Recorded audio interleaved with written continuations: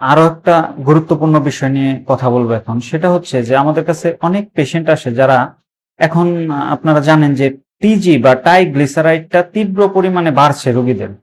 Triglyceride মানে টিজিটা, যে cholesterol বলে, কোলেস্টেরলটা যদিও আলাদা জিনিস, কিন্তু এই চর্বি, রক্তের চর্বি বলে যে এটা বেড়ে যায়। এটার জন্য স্ট্যাটিন গ্রুপের যে ওষুধগুলা দেওয়া হয়, এই ওষুধগুলা কন্টিনিউ ডাক্তাররা বলে দেয়। অনেক ডাক্তাররা বলে কি যে এটা কন্টিনিউ যতদিন বেঁচে আছেন ততদিনই খাইতে হবে, এরকম বলে দেয়।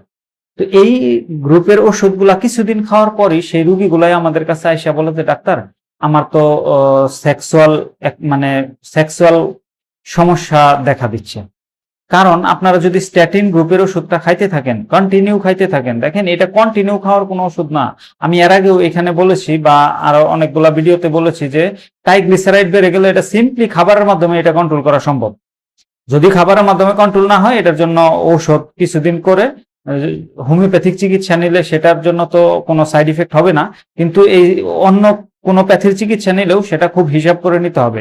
এই স্ট্যাটিন গ্রুপের ওষুধগুলা যদি কন্টিনিউ খেয়ে যান, আপনার যারা নেয়, আপনি একটু যারা নিচ্ছেন বা যারা নেয় তাদের সাথে কথা বলে দেখেন, কিছুদিন পরে তারা যৌন সমস্যায় ভুগছে, তাদের মানে সেক্সুয়াল সমস্যা দেখা দিচ্ছে।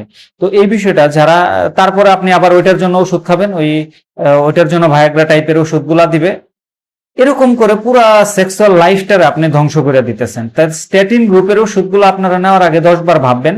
আর ট্রাইগ্লিসারাইড নিয়ে যে কথাটা একবারে সমাজের মধ্যে ছড়ানো আছে যে এটা হইলে এই ওষুধটা সারা জীবনই খেতে হবে, এটা সম্পূর্ণ ভুল ধারণা। এটার কোনো ভিত্তি নেই, আসলে সম্পূর্ণ ভুল ধারণা এটা। এইভাবে খেলে আপনি সেক্সুয়াল কমপ্লেন সহ আরো বিভিন্ন কমপ্লেন আপনি শরীরের মধ্যে তৈরি করতেছেন। তো এই বিষয়টা আপনারা একটু ভাববেন যে এই গ্রুপের ওষুধগুলো এগুলা কন্টিনিউ খাবেন না, খেলে অনেক সমস্যার মধ্যে পড়বেন। তো এটা একটু ভাববেন। আর এই বিষয় নিয়ে একজন ভালো কনসালটেন্টের সাথে কথা বলে তারপর এগুলো সিদ্ধান্ত নেবেন। ধন্যবাদ সবাইকে।